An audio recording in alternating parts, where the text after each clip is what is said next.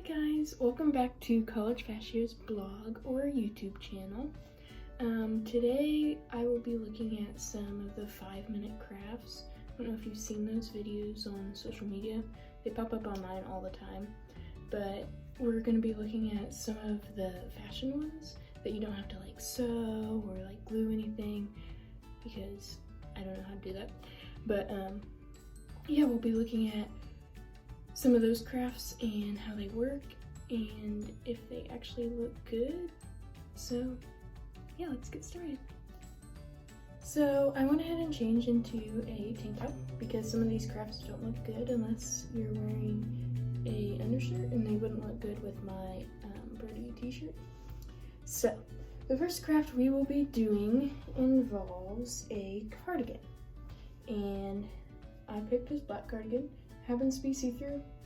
You may not want see-through depending on how the end look goes, but you also want to make sure your cardigan doesn't have a hood because it won't look good with a hood because you're kind of putting it on backwards. So for this craft, you put one hand into a sleeve and then you wrap the other one around you, and you grab the other sleeve with that hand, and you grab the bottom part of that side with your other hand and you pull it around and tie them together.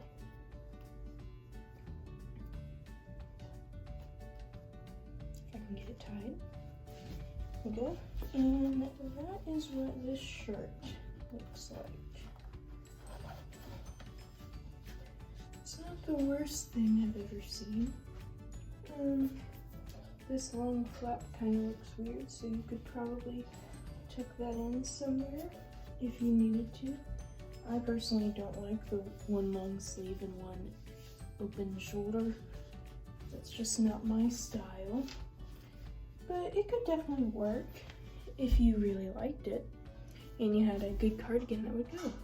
So the next one we will be trying involves 2 button-up shirts. The only button-up shirts I have here are flannels, so I'm going to be using this maroon flowery flannel along with this gray, black, pinkish flannel. Although they don't go together, I think we can get the gist of what this product looks like, if the craft actually works, and yeah, let's give it a try.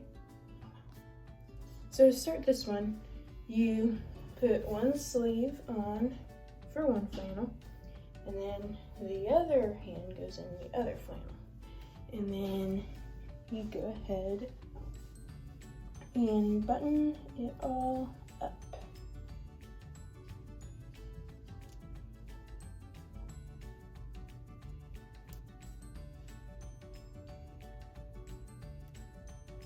And you want to go from all the way to the top, all the way from the top, all the way to the bottom.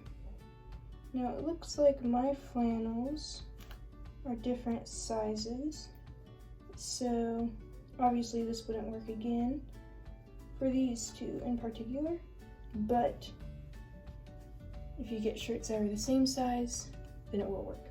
So once you have that all buttoned up, you take it off and you switch sides. So now my right hand will go in the gray flannel, and my left hand will go into the maroon one. And then I button this side all the way up again.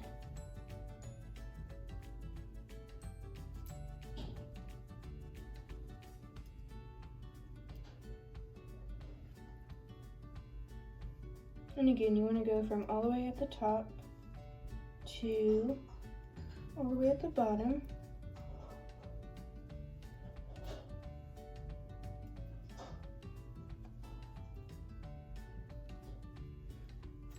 Yeah, you can see mine are different sizes, but it's okay. So after that, you take the sleeves that are on behind you and you wrap them around your stomach. Tighten them as tight as you can get them, and you tie them in the back. that will kind of look dumb, I think, for the finished product. But yeah, this is basically the finished product after you roll up your sleeves.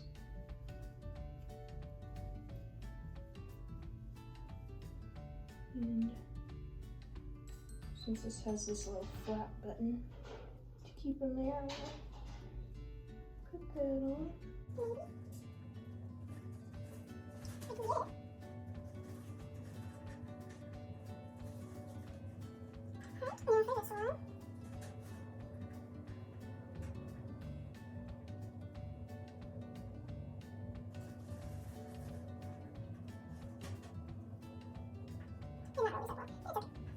So this is what the finished product looks like.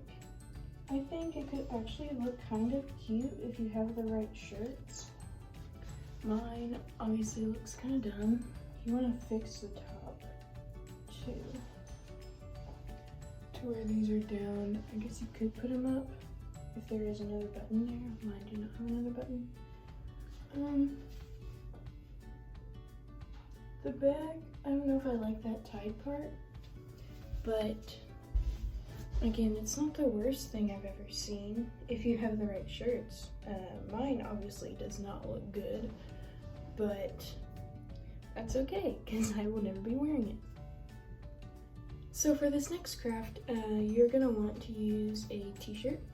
I recommend one that you don't wear very often, or one that you don't care the neck is stretched out, because you will end up putting the neck part around your body. And so yeah, let's see how this goes. You'll be making a t-shirt into a dress. So the hardest part for me was getting my arms through the nickel.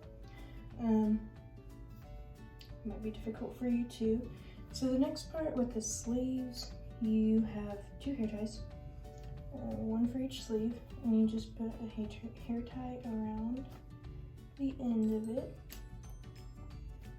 and then you tuck it in.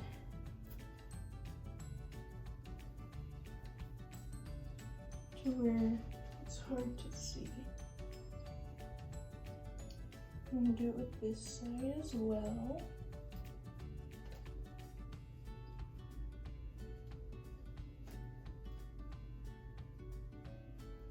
You want to make sure it's close to the end so it's easier to tuck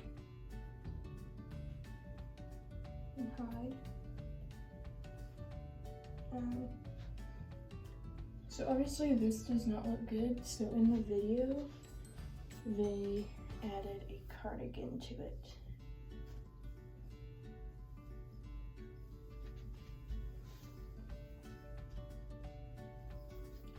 So in my opinion, this is not my style at all.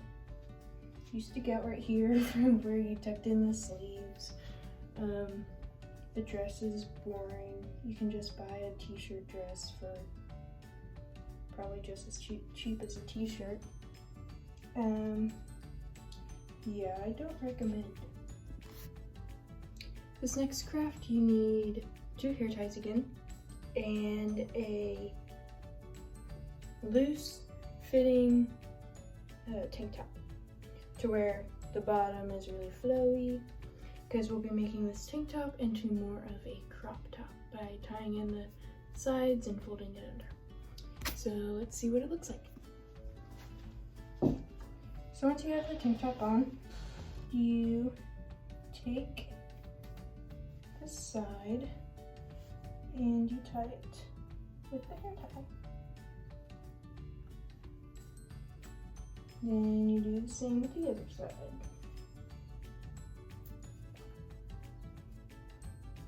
This one's not so complicated, as you just tuck it under. And there you go. You got yourself a short crop top, tank top. I actually kind of like this one. I don't like it with this particular tank top because it kind of sticks out right there. But I think that could be hidden with like a cardigan or something. So this craft actually I approve of, and I might actually do it in the summer. The next craft, you will again need a button-up shirt. I will be using this maroon flowery flannel again. This time we are making this button-up shirt into a off-the-shoulder shirt. So yeah. So to start with this one, you have the flannel one, and you button it up into like your sternum. So mine only has 3 buttons done. But next you pull your arms in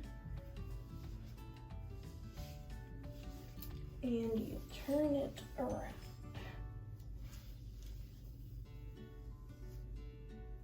And then you pull off one shoulder. And yeah, that's what it's supposed to look like. You don't really manipulate it at all. I think the lady folded it at the bottom so it wasn't so long. I think that looks actually that looks okay. One thing in these videos they don't show you though is the back, which I think looks kind of dumb.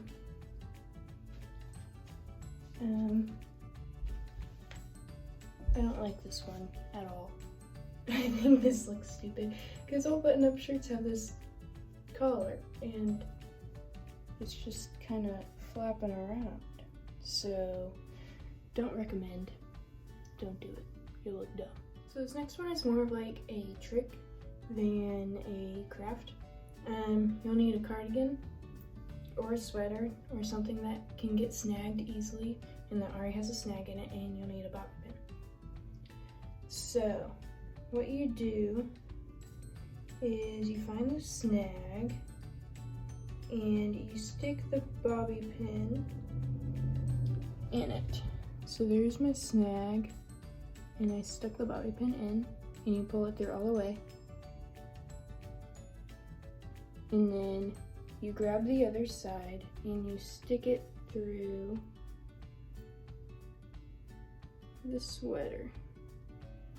So like, I'm gonna stick mine through here, and then you pull it through, and the snag is supposed to go away, but the snag of mine is strange, so my snag did not. I did try it earlier and it did work. This snag, it looks like it was torn, so I think that's why it didn't work.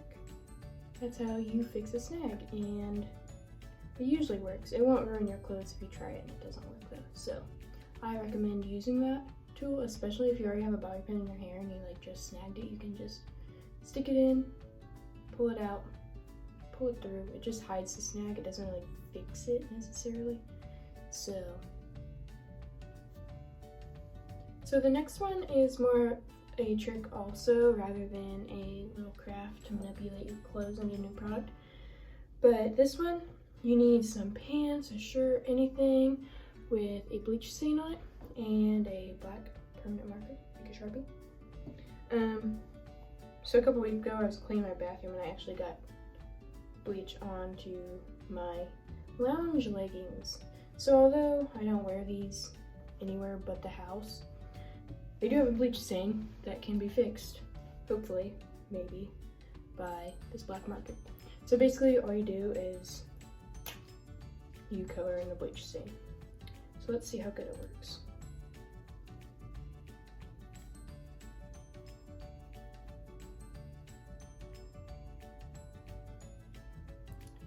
So you can see I colored in one and there's another one right there. So you can see the difference. You can definitely tell that I did color it, but that may be because it's wet. It's not wet actually. Yeah, you can definitely tell there's something under it. So this isn't foolproof, definitely, but it does make the stain less noticeable. So if it's a small one or in a spot where it won't be seen very easily, people won't be like staring at it, then this trick would work for you, but it's not that good. So you can do with it what you want. So this next trick, you'll just need a longish, whitish t-shirt.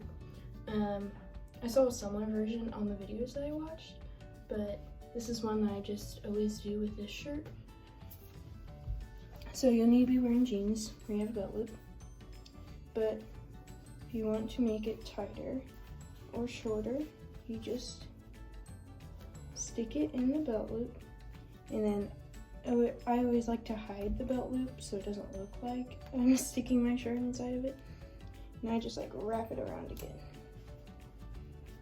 and stick it through, and I like to tie it tight. So you can tell that it's like, that one was not good. So you can tell that there's something there, but that's like tied. But it could be a hair tie or something. So yeah, that's how you make your long t-shirt, wide t-shirt, shorter, tighter, just more stylish in general.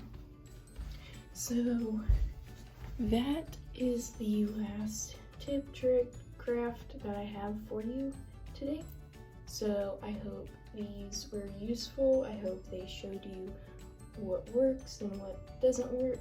I encourage you to go watch other videos of these 5-minute crafts and that can manipulate your clothes so you can wear them in a different way, because we all get tired of the wardrobe we have currently.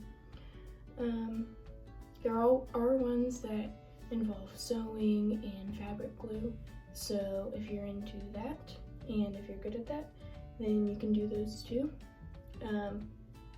Those are more time consuming than 5 minutes, and they usually look better than the ones that I showed you. So, well, on the videos at least. But, so yeah, I encourage you to try these crafts. Thanks for watching.